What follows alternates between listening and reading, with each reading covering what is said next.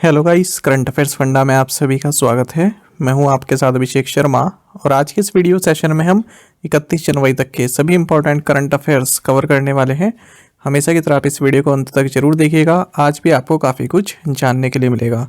साथ ही गाइस, इस सेशन को शुरू करने से पहले आप सभी को बताना चाहूँगा, यदि आप हमारे daily current affairs PDF, weekly PDF, monthly PDF और हर महीने के banking and economic awareness PDF चाहते हैं तो करंट अफेयर्स फंडा का 1 ईयर मेंबरशिप प्लान आप ज्वाइन कर सकते हैं। इसका लिंक आपको वीडियो के डिस्क्रिप्शन में और फर्स्ट कमेंट में मिल जाएगा। आपको बता दें, यदि आप ये प्लान ज्वाइन करते हैं तो 1 साल तक जितना भी हमारा करंट अफेयर्स PDF मटेरियल है, इसमें आपको करंट अफेयर्स के साथ साथ स्टैटिक जीके भी प्रोवाइड कराते हैं। ये सभी मटेरियल आपको प्राप्त होगा, उसे आप डाउनलोड कर सकते हैं, प्रिंट आउट भी निकलवा सकते हैं। और केवल बैंकिंग ही नहीं, चाहे SSC हो, रेलवे हो या फिर स्टेट PCS एग्जाम हो, सब एग्जाम्स के लिए जहाँ जनरल अवेयरनेस पूछा जाता है, हमारा ये कंटेंट आपके लिए यूज़फुल रहेगा। तो कोई भी अगर आपका डाउट है कमेंट बॉक्स में ज़रूर लिखिएगा। तो चलिए फिर करते हैं शुरुआत इस वीडियो सेशन की। सबसे पहले आज का क्वेश्चन देख लेते हैं। Amrit Udyan is the new name given to which iconic garden in Delhi. Amrit Udyan Delhi के किस उद्यान का नया नाम है? ऑप्शंस हैं कुतुब गार्डन्स, मुगल गार्डन्स, संसद गार्डन्स या फिर रेड फोर्ट गार्डन्स। तो जल्दी से आप इस क्वेश्चन का आंसर कमेंट बॉक्स में कर दीजिए, फिर आगे बढ़ेंगे। और करंट अफेयर्स फंडा को आप टेलीग्राम पर भी ज्वाइन कर लीजिए, क्योंकि इस तरह के जो क्वेश्चंस होते हैं करंट से संबंधित या फिर स्टैटिक जीके से संबंधित, वो हम डेली अपने टेलीग्राम चैनल पर पोस्ट करते रहते हैं। और कोई भी नई वैकेंसी आती है, कोई भी न्यू अपडेट आता है एम्प्लॉयमेंट से रिलेटेड, तो सबसे पहले न्यूज़ आपको टेलीग्राम पर ही मिल जाती है।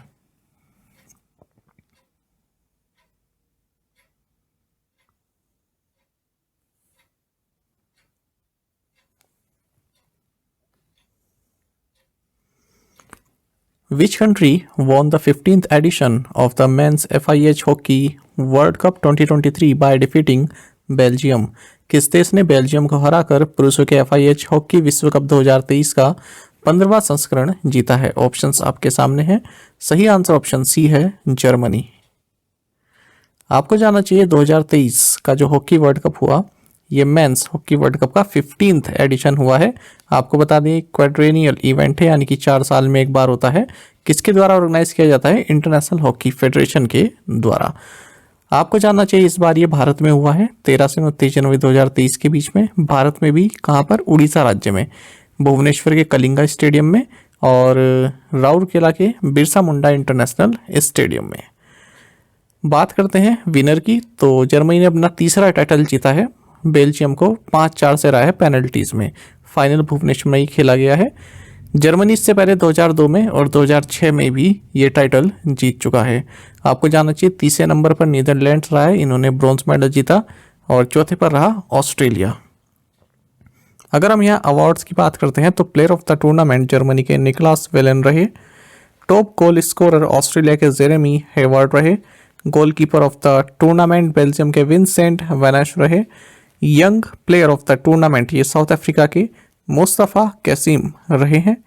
फेयर प्ले अवार्ड बेल्जियम की टीम को दिया गया है।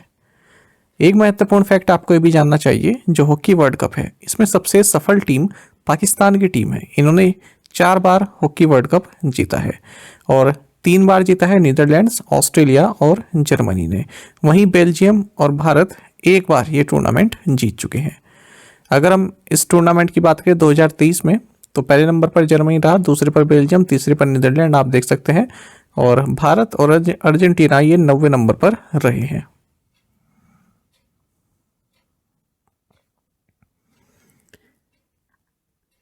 Petro Pavel, a former chairman of the North Atlantic Treaty Organization Military Committee, has become the new president of which country?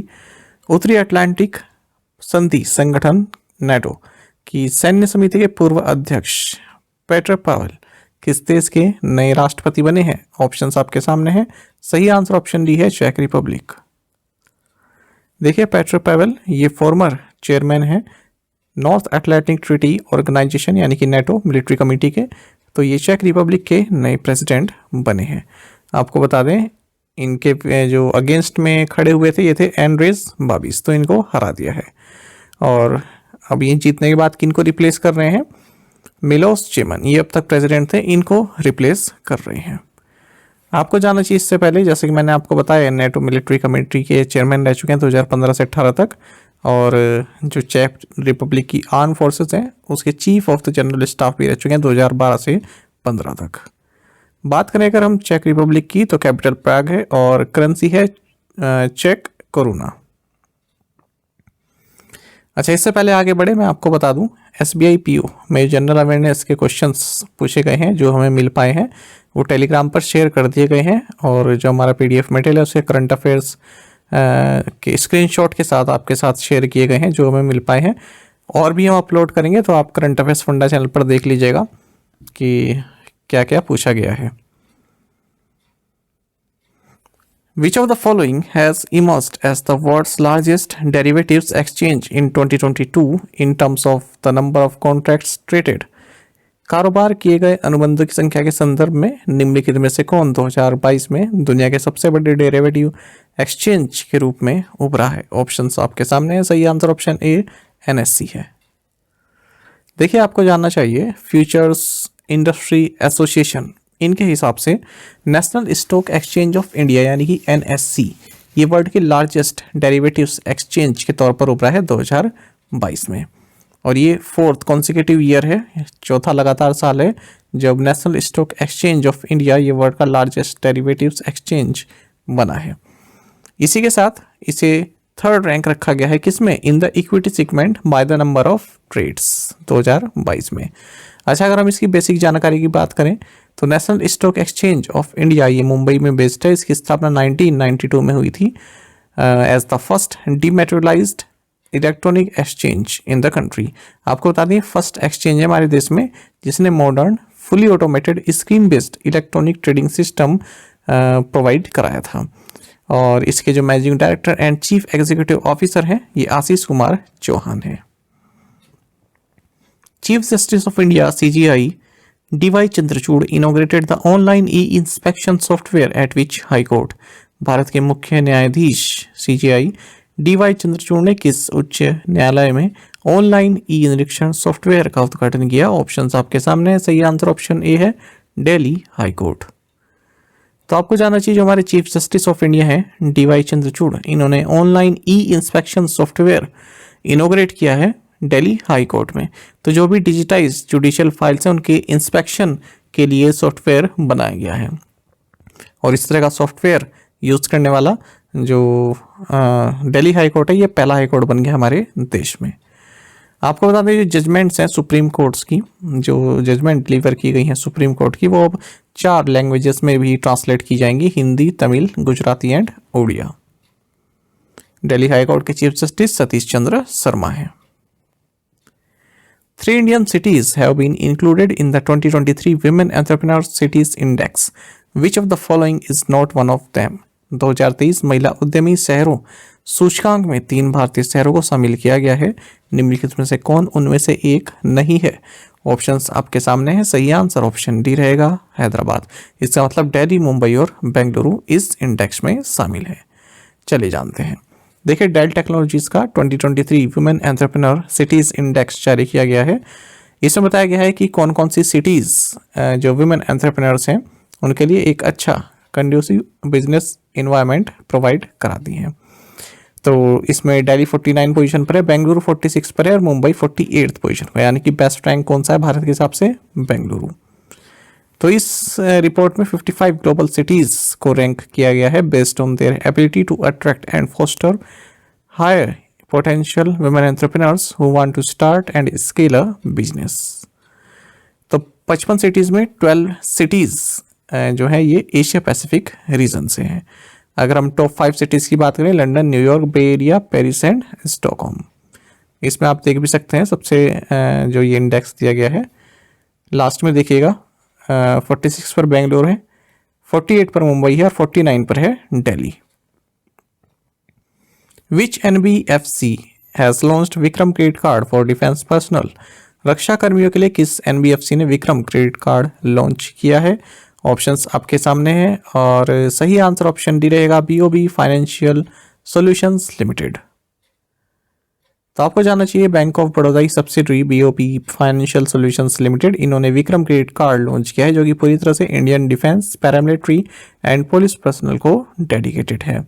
आपको बता दें इससे पहले भी इंडियन आर्मी के लिए योद्धा, इंडियन नेवी के लिए वरुण, इंडियन कोस्ट गार्ड के लिए रक्षा और असम राइफल्स के लिए द सेंटिनल, इस तरह के क्रेडिट कार्ड्स लॉन्च कर चुका है।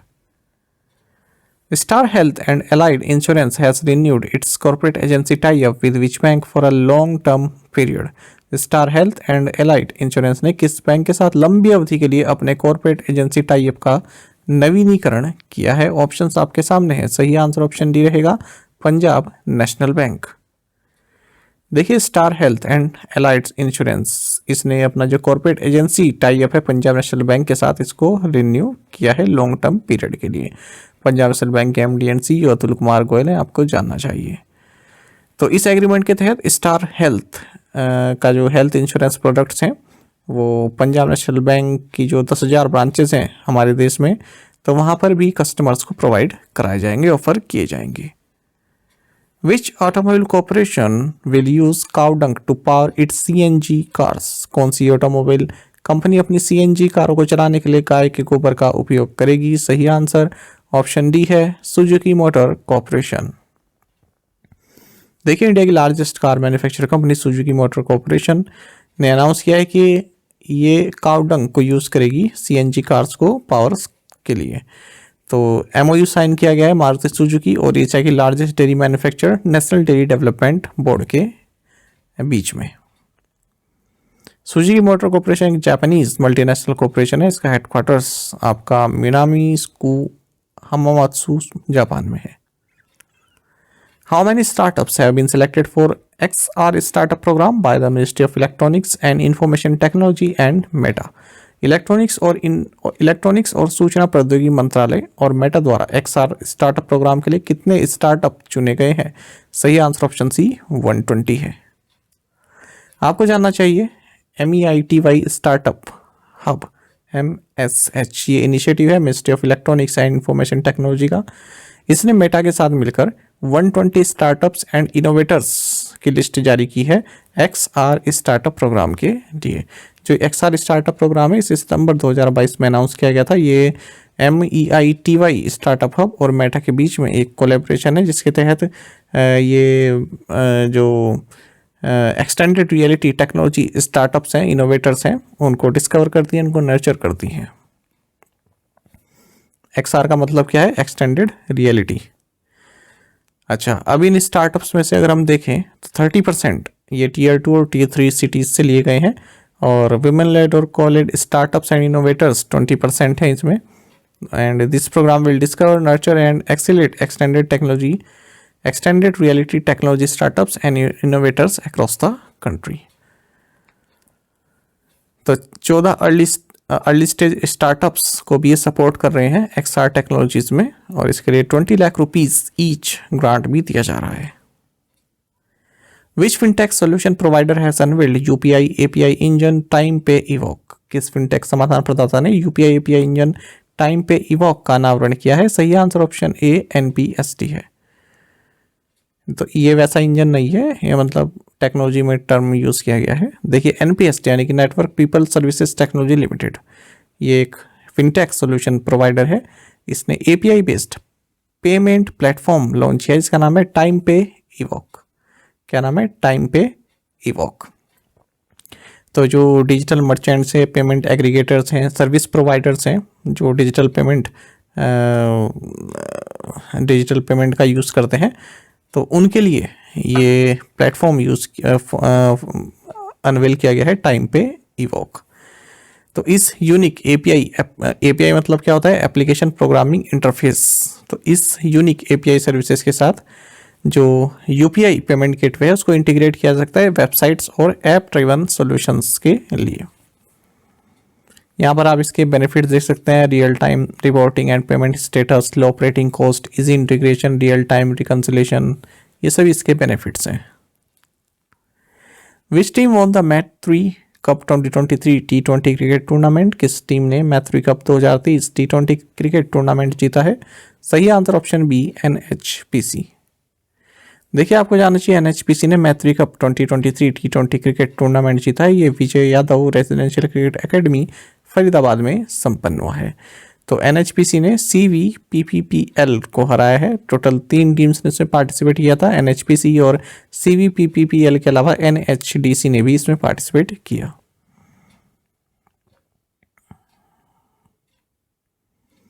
Which state's chief minister launched 165 veterinary ambulances? किस राज्य के मुख्यमंत्री ने 165 पशु चिकित्सा एम्बुलेंस का शुभारंभ किया है? ऑप्शंस आपके सामने हैं और सही आंसर यहाँ ऑप्शन डी रहेगा, आंध्र प्रदेश। देखिए आपको जानना चाहिए आंध्र प्रदेश के चीफ मिनिस्टर हैं वाईएस जगनमोहन रेड्डी। इन्होंने 165 वेटरिनरी एम्बुलेंसेस जिनकी कॉस्ट 111 करोड़ रुपए के आसपास है, इसको हरी झंडी दिखा है under the second phase of YSR mobile veterinary clinic services. बाकी आप जानते हैं आंध्र प्रदेश के बारे में, कैपिटल अमरावती है, गवर्नर विश्वभूषण हरिचंदन है। Which state has announced a new scheme लाडली बहिना to provide ₹1,000 per month to poor women? किस राज्य ने गरीब महिला को 1,000 रुपये प्रति माह प्रदान करने के लिए एक नई योजना लाडली बहिना की घोषणा की है? ऑप्शंस आपके सामने है, सही answer option D Madhya Pradesh है। देखिए आपको जानना चाहिए मध्य प्रदेश के चीफ मिनिस्टर शिवराज सिंह चौहान। इन्होंने कहा है कि हम एक नई स्कीम लॉन्च करेंगे जिसका नाम होगा लाडली बहिना। इसके तहत जो विमेन हैं जो फाइनेंशियली पुअर बैकग्राउंड से आती हैं राज्य में, उनको 1,000 रुपये पर मंथ दिया जाएगा। तो अगले 5 सालों में 60,000 करोड़ रुपए इस स्कीम के तहत स्पेंड किए जाएंगे। मध्य प्रदेश के बारे में आप जानते हैं, कैपिटल भोपाल है, गवर्नर मंगूभाई सी पटेल है। Which country has appointed its first representative to fight Islamophobia?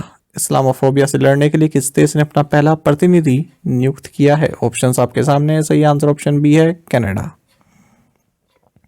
देखिए आपको जानना चाहिए कनाडा ने अपना first special representative on combating Islamophobia appoint किया है, क्योंकि कनाडा में अगर हम देखें पिछले कुछ समय से काफ़ी अटैक्स हुए हैं मुस्लिम कम्युनिटीज़ पर। तो जो हेट्रेड है, जो डिस्क्रिमिनेशन है, उसको टेम करने के लिए, उसको संभालने के लिए ये रिप्रेजेंटेटिव की नियुक्ति की गई है कनाडा के द्वारा। तो ह्यूमन राइट्स एडवोकेट हैं, इनका नाम है अमीरा एल्गाववी। तो इनको अपॉइंट किया गया है ये special representative on combating Islamophobia.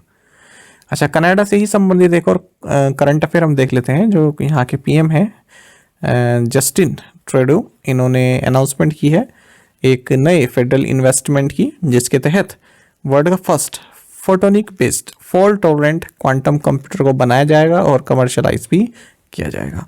तो 40 मिलियन कैनेडियन डॉलर्स इन्वेस्ट किए जाएंगे। और जो ज़ेनाडू क्वांटम टेक्नोलॉजीज़ है, ये एक Toronto based Canadian quantum computing company है, ये क्वांटम कंप्यूटर को डेवलप करेगा जो जिसके पास वर्ल्ड की लीडिंग कैपेबिलिटीज होगी, वो कॉम्प्लेक्स डेटा प्रॉब्लम्स को भी सोल्व कर पाएगा।